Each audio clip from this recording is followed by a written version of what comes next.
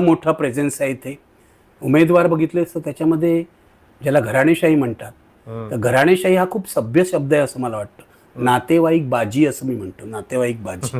ही या निवडणुकीत बघितलं तर किती आपल्याच नातेवाईकांना, म्हणजे जो साधा कार्यकर्ता आहे तो आयुष्यभर सतरंज्या उचलत राहणार आहे याचा संदेश हे देत आहेत.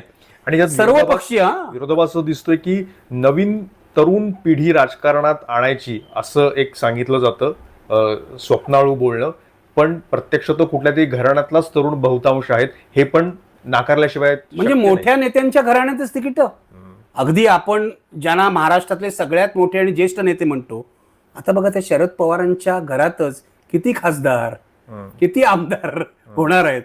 म्हणजे मला असं वाटतं की नेत्यांनी आदर्श घालून द्यायचा असतो ना. तुम्ही तुमच्याकडे तरुण कार्यकर्ते आहेत, तुम्ही तिकीट द्या त्यांना, तुम्ही त्यांना संधी द्या.